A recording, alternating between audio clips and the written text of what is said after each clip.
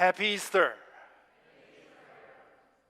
부활의 기쁨과 소망이 교우님들의 영혼 위에 그리고 가정과 하시는 모든 일 위에 함께 하기를 기원합니다. 오늘은 예수님께서 십자가에 달려 죽으시고 무덤에 묻히셨다가 사흘째 되는 날 다시 살아나신 것을 기념하는 날입니다. 사실 우리는 매 주일 부활주일을 지킵니다. 매 주일이 부활주일인 셈입니다. 왜냐하면 이 일요일에 그리스도인들이 모이기 시작한 것은 바로 이 예수님의 부활을 기념하기 위함이었습니다. 그렇지만 오늘은 특별한 부활주일입니다. 왜냐하면 매 주일 모이게 된 그 시발점이 오늘이기 때문에 그렇습니다. 오늘 이 날이 왜 그렇게 중요한가? 아니, 부활주일보다 성탄주일이 더 중요한 거 아닌가? 크리스마스가 이스터보다 더 중요하지 않은가?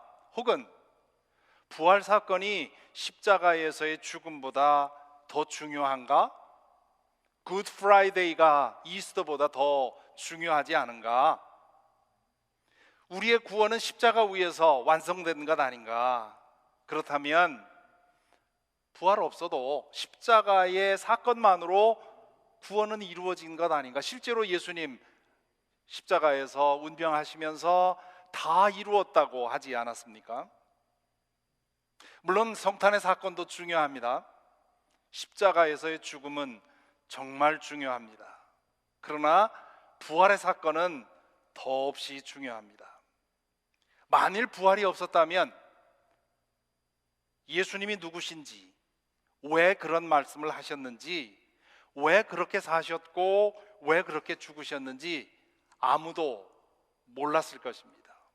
만일 그랬다면 예수 그리스도를 통해 하나님께서 이루신 구원의 역사가 누구의 삶도 바꾸지 못했을 겁니다. 예수님은 로마 시대의 십자가에서 죽어나간 수백만 명의 사람 중에 한 사람으로 잊혀졌겠죠. 그리고 우리는 여전히 이 세상이 전부라고 생각하고 우리 육신이 전부라고 생각하고 죄 가운데 살다가 영원한 죽음의 운명을 만났을 것입니다. 제자들과 초대교인들이 예수님에 관한 모든 진상을 알게 된 것, 나사렛 예수가 육신을 입고 오신 하나님의 아들이라는 사실을 알게 된 것, 그렇기 때문에 그분의 십자가에서의 죽음이 나의 죄뿐만 아니라 모든 인류의 죄를 대속하신 죽음이라는 사실을 알게 된 것, 그것은 바로 예수님이 죽은 자들 가운데서 부활하신 후에야, 그리고 제자들이 그분을 여러 번 만나면서 예수님에게 일어난 일이 무엇인지를 어느 정도 알고 나서야 가능한 일이었습니다. 자, 그렇다면 2000년 전에 이 날에 과연 무슨 일이 일어났는가? 과연 부활이라는 것이 무엇인가? 부활이 무엇인가? 라는 사실을 알아보려면 부활은 무엇이 아닌가? 라는 질문을 해보는 것이 필요합니다. 첫째로, 부활은 소생이 아닙니다. 죽음의 상태에 있다가 다시 회복되는 것이 소생이지요. 요한복음 11장에 보면 나사로가 죽은 지 나흘 만에 다시 살아납니다. 그것이 소생입니다. 그는 얼마 있다가 다시 죽었습니다.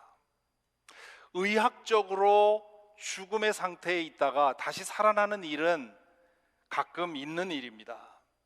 The Proof of Heaven이라고 하는 책을 써서 유명해진 뇌 전문 의사 에벤 알렉산더가 있습니다. 이분은 미국 안에서도 이 브레인 서전으로 아주 탑 클래스에 속하는 분이었는데, 이분이 죽음의 경계선을 넘어가서 사후의 신비를 보고 돌아옵니다. 깨어난 후에 의사로서 자신이 본 그것이 정신적인 착란인지, 마음 안에서 일어난, 뇌 안에서 일어난 변화인지, 아니면 실제로 뭔가가 있어서 보고 왔는지를 알기 위해서 의학적인 자신에 관한 그 상태, 그 병원에 입원했을 때의 모든 기록을 조사하지요.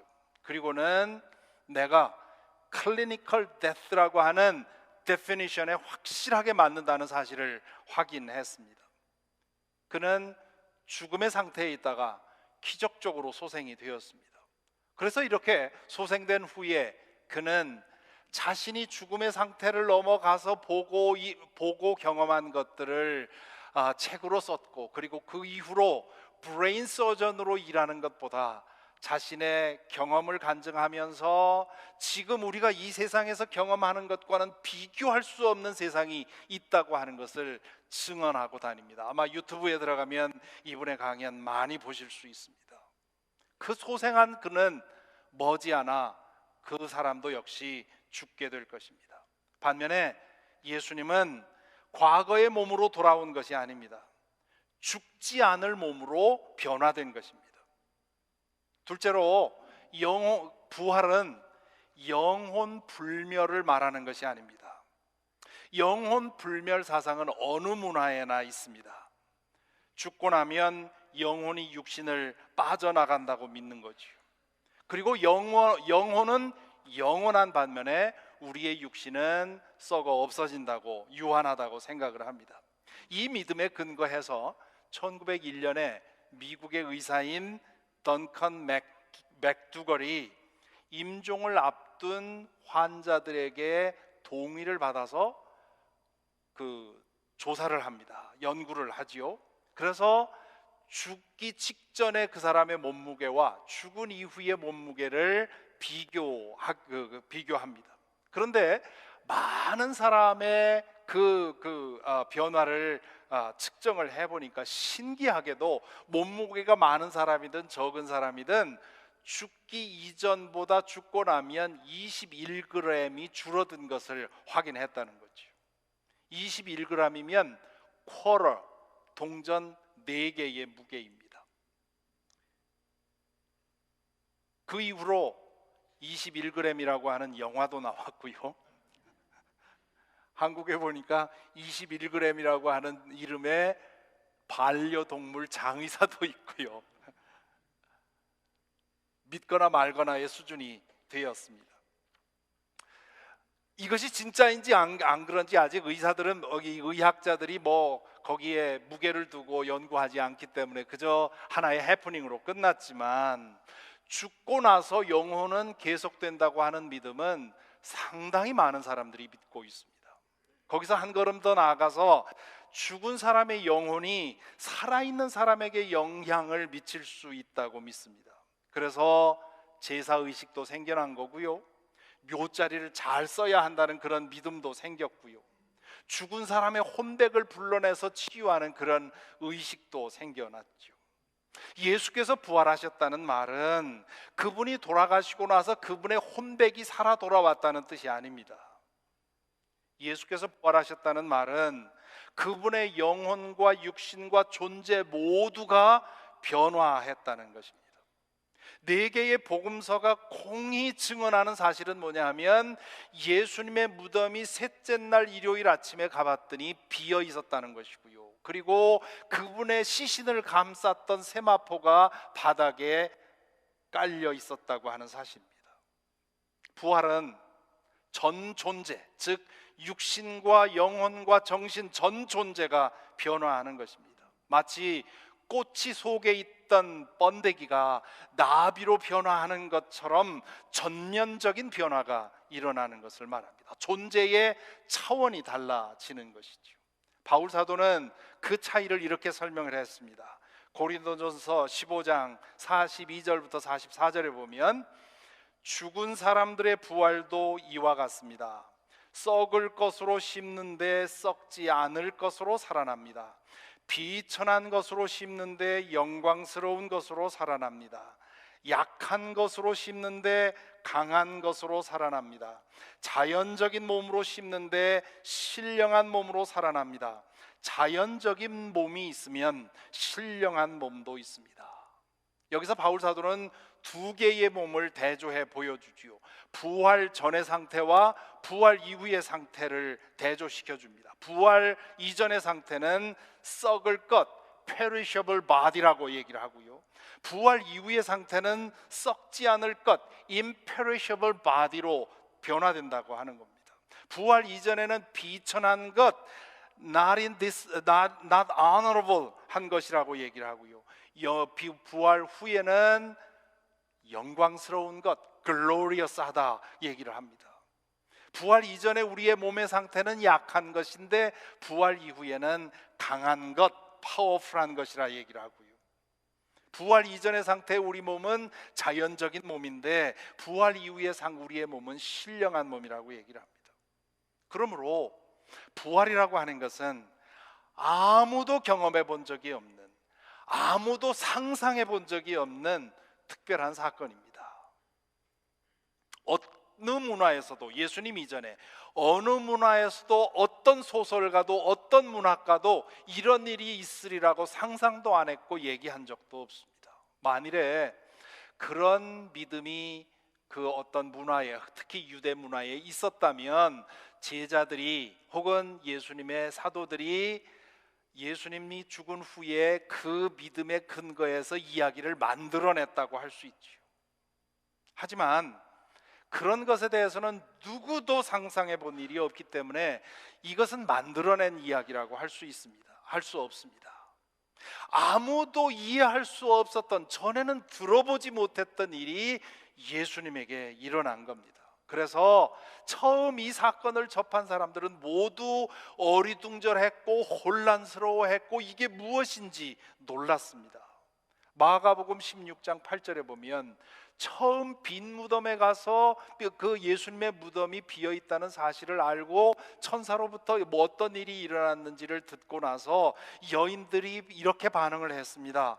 그들은 뛰쳐나와서 무덤에서 도망하였다.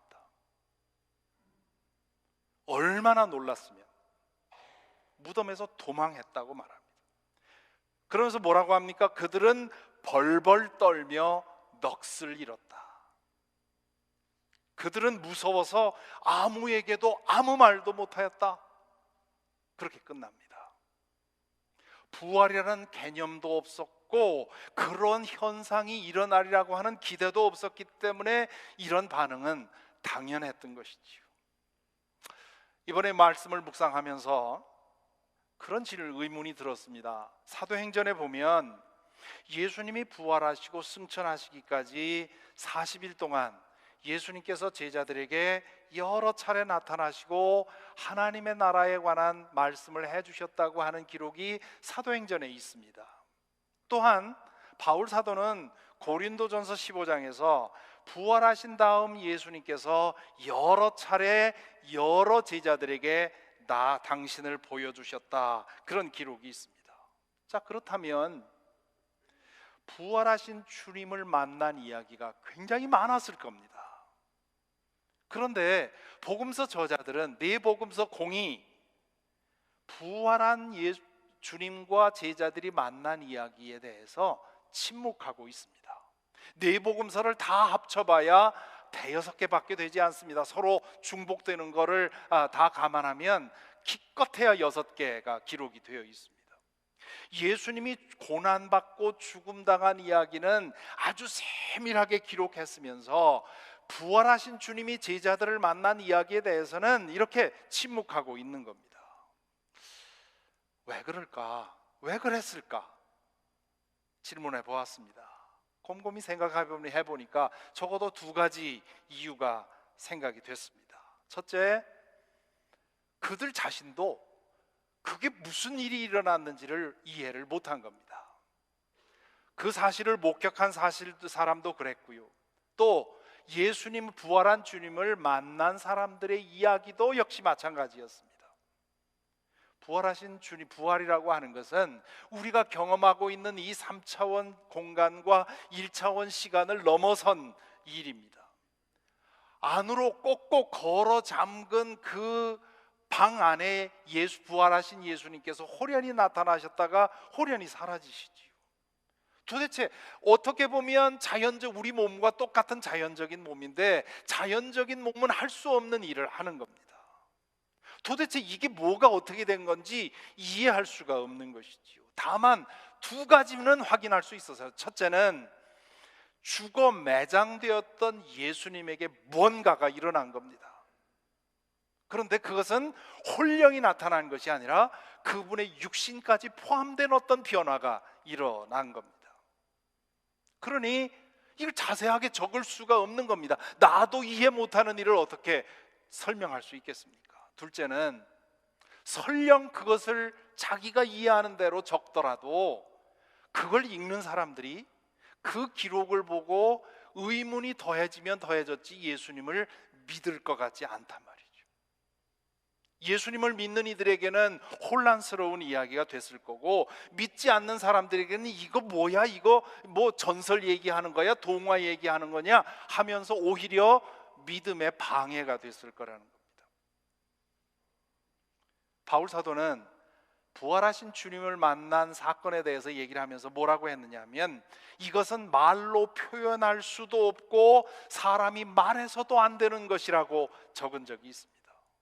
그래서 복음서 저자들은 자신이 전해받은, 자신이 가지고 있는 부활하신 주님을 만난 이야기들 가운데 그래도 요거 정도는 어느 정도 이해가 되겠지 하고 그 정도가 약한 것들만 몇 개 골라서 적은 것입니다. 그나마 마가복음 저자는 아예 적지를 않았어요.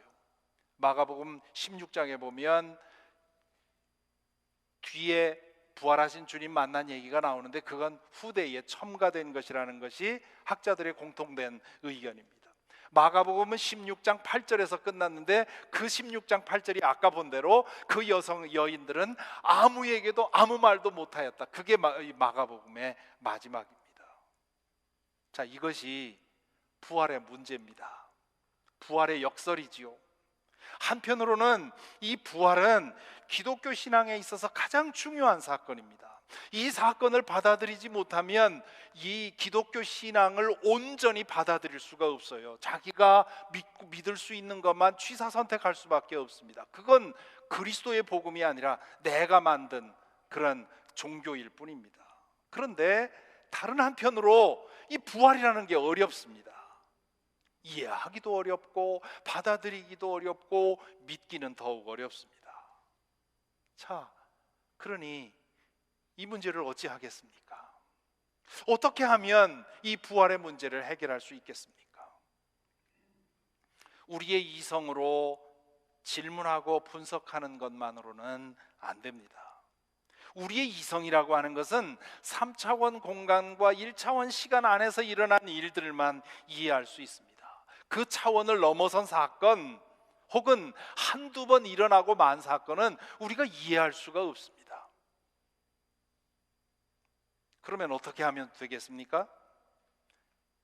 바울 사도의 대답은 여러분 안에 이미 활동하고 있는 성령을 주목하라고 말씀하십니다. 지난주에 본 로마서 8장 9절 말씀에서 이 바울 사도가 이렇게 말하지요. 이 말씀은 매우 중요한 말씀이기 때문에 우리 함께 읽어보겠습니다. 그러나 하나님의 영이 여러분 안에 살아계시면 여러분은 육신 안에 있지 않고 성령 안에 있습니다. 누구든지 그리스도의 영이 없으면 그리스도의 사람이 아닙니다.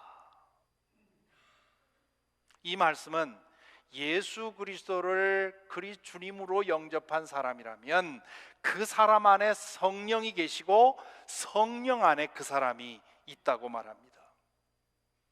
동일한 성령인데 우리 안에도 있고 우리 감싸고도 있다는 말입니다. 비유하자면 우리 안에, 몸 안에 공기가 있지요.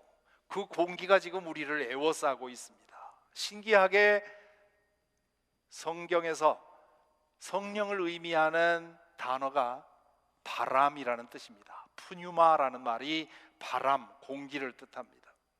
내 안에 계신 성령은 내 마음을 변화시키고 내 성품을 변화시키고 내 기질을 변화시키십니다. 그리고 나를 에워싸고 있는 성령은 나를 보호하시고 인도하시지요. 그 성령께서 내 안에서 만들어내는 것이 바로 내적인 부활입니다. 오늘 읽은 8장 10절에서 사도는 이 성령께서 우리 안에서 만들어내는 변화에 대해서 말씀하시지요. 이렇게 말씀합니다.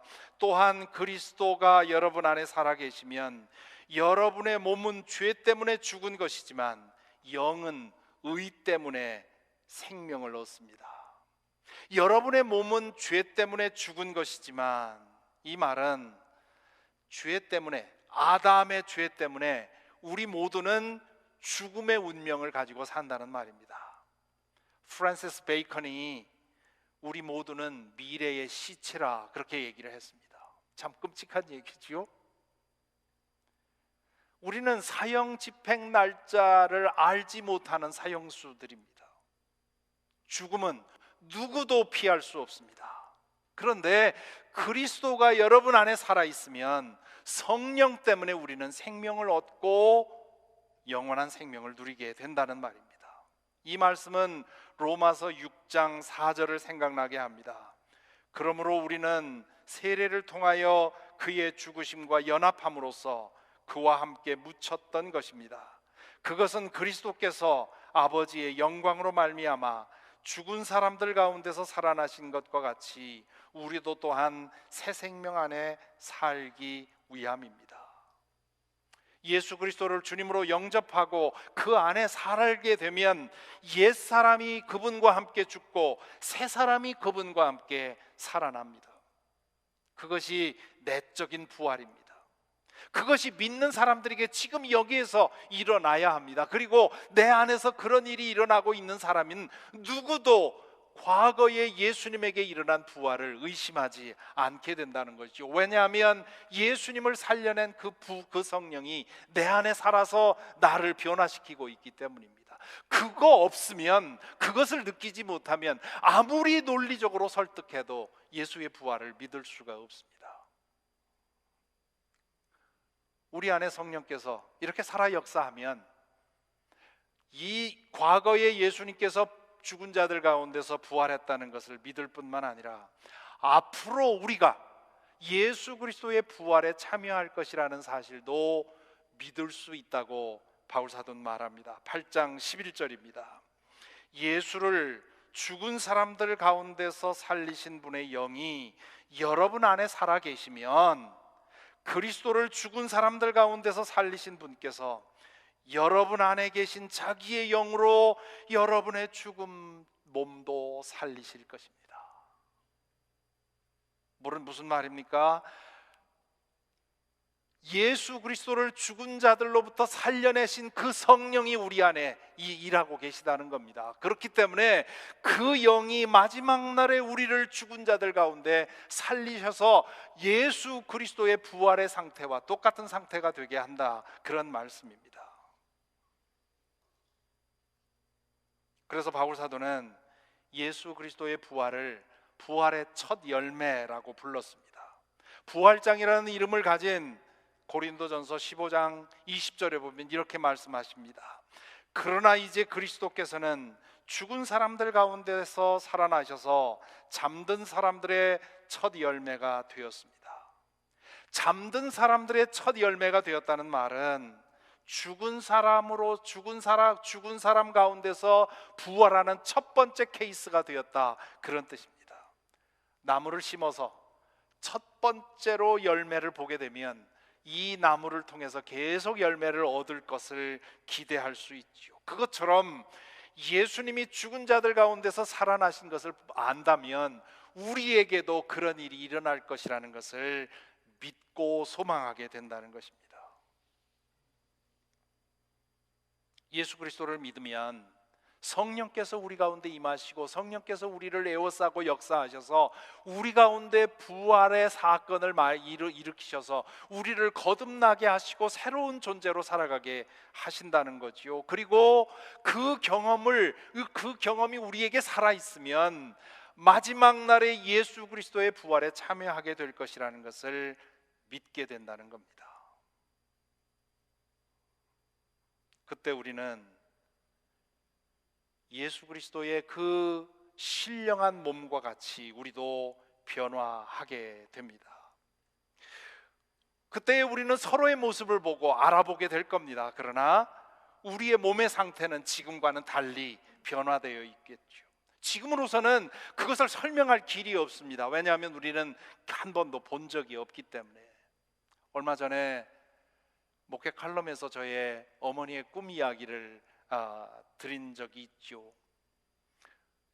최근에 꿈에 나타난 저희 어머니의 모습이 이게 천사인지 사람인지 알 수 없는, 분명히 제 어머니인데 손대기가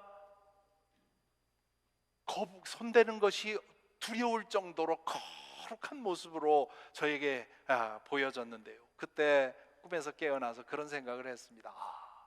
부활체라는 것이 저런 거겠구나.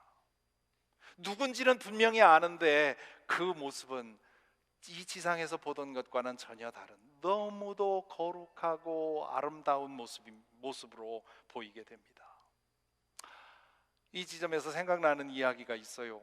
제가 신학교에서 가르칠 때 한 번은 이 부활에 대한 얘기를 설명을 한 적이 있습니다. 그러면서 우리 기독교에서 믿는 부활은 영혼의 불멸이 아니라 우리 육신까지 포함된 그런 변화된 그런 몸을 말하는 거다, 그렇게 얘기를 했더니 한 학생이 그럽니다. 아니 교수님, 이 비루한 몸, 이 추한 얼굴로 한평생 사는 것도 억울한데 그거 가지고 평생 살라는 말입니까? 그 말을 듣고 참 마음이 아팠습니다. 그 사람의 생김새와 체격이 그래도 보통 이상은 되는데 왜 저렇게 자존감이 찌그러져 있을까?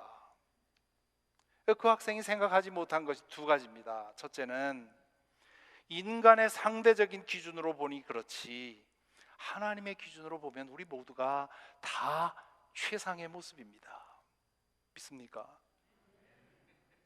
나 같은 존재가 이 세상에 아무도 없습니다. 사람들이 만든 미적인 기준을 가지고 사람들을 비교하고 평가하니까 누구는 잘났네, 누구는 못났네 하는 거지요. 하나님의 절대적인 기준에는 이 세상에 오직 70억 인구 중에 하나밖에 없는 작품으로 우리 모두가 지어졌습니다. 이런 말 하면 그래도 목사님은 어느 정도 생겼으니까, 그 말도 맞긴 맞거든요. 그동안 살아오면서 내가 어디 가서 작다 하는 생각 안 하고 살았거든요. 그런데 윤석현 목사님이 부임하면서 제가 확 찌그러져가지고 최근에 안국진 목사님 오셨는데 이분도 180이 넘어요. 가끔 점심시간에 같이 점심 먹으러 나가는데 두 사람이랑 같이 가면 내가 꼭 어디 잡혀가는 것 같아요. 진작에 하나님에겐 그딴 거 상관없다고 내가 알고 있기 때문에 문제가 없지요. 그렇지 않았더라면 다음부터는 키도 봐야 되겠다 이렇게 생각했겠죠.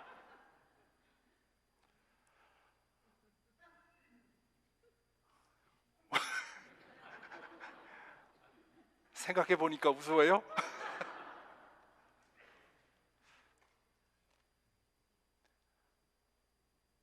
하나님께서 나를 하나님의 기준에 이 세상에 하나밖에 없는 존재로 창조하셨다고 하는 것을 기억해야 할 것이고요. 두 번째는 좀 전에 말씀드린 것처럼 우리의 몸 이 상태가 그대로가 아니라 변화된 몸, 신령한 몸이기 때문에 제가 꿈에서 본 제 어머니의 모습처럼 우리 모두가 다 그렇게 신령하고 아름답고 거룩한 모습으로 변화될 것이라는 뜻입니다.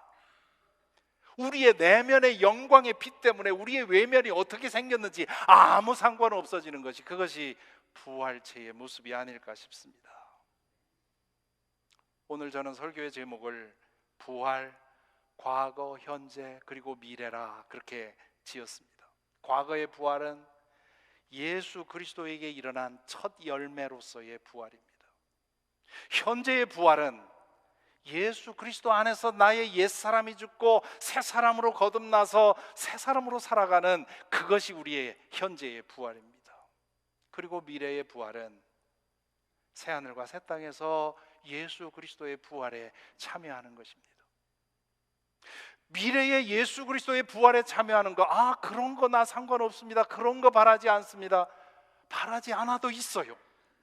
우리가 원해서 있는 것이 아니라 하나님이 영원하시기 때문에 그 영원이 우리에게 약속되어 있다는 말이죠. 그런데 지금 성령 안에서 그 새 생명을 누리지 못하면 그것이 믿어지지 않지요.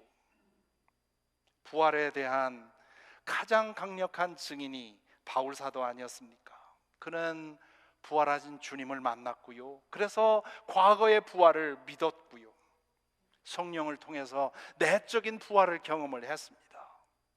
그래서 그는 미래에 예수 그리스도의 부활에 참여하는 것을 자기 인생의 가장 큰 소망이고 가장 큰 바람으로 두고 살았습니다.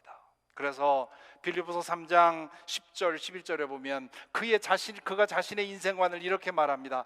내가 바라는 것은 그리스도를 알고 그분의 부활의 능력을 깨닫고 그분의 고난에 동참하여 그분의 죽으심을 본받는 것입니다. 그리하여 나는 어떻게 해서든지 죽은 사람들 가운데서 살아나는 부활에 이르고 싶습니다. 지금 성령 안에서 부활의 삶을 살고 마지막에 예수 그리스도의 부활에 참여하는 것, 그것이 우리가 우리의 인생을 살면서 가장 소망하고 열망하고 바라야 할 것이라는 뜻입니다. 바울 사도가 왜 이런 인생관을 가지게 됐습니까? 그 나라를 보았기 때문에, 그 차원을 보았기 때문에, 지금 성령 안에서 자신 안에서 일어나는 일들을 경험했기 때문입니다. 그의 이 부활의 신앙이 이토록 강력했기에 그는 물질적인 것에 대해서 자족하게 되었고요, 육신적인 고난, 어떠한 고난에도 굴하지 않았고요, 자신의 모든 것을 희생하며 복음을 전하게 되었습니다. 자신이 아는 그 나라, 자신이 그 경험한 그 영원한 맛, 자신이 소망하는 그 영원한 소망을 다른 사람도 알게 되기를 바라는 간절한 소원으로 그는 자신의 모든 것을 내놓고 일생 동안 복음 전하는 일에 헌신한 것입니다. 이 부활절에 이 믿음이 저와 여러분 안에 살아있게 되기를 간절히 기원합니다. 이 믿음이 우리에게도 살아있어서 매일매일 내적인 부활의 능력으로 새 생명 경험하면서 거듭난 사람으로 살아가고, 그리고 마침내 예수 그리스도의 부활의 날에 그때 함께 참여해서 지금 할렐루야 찬송 부른 것처럼 우리 모두가 다 하늘나라에서 그 영원한 할렐루야를 함께 부르는 날에 참여할 수 있게 되기를 간절히 기원합니다.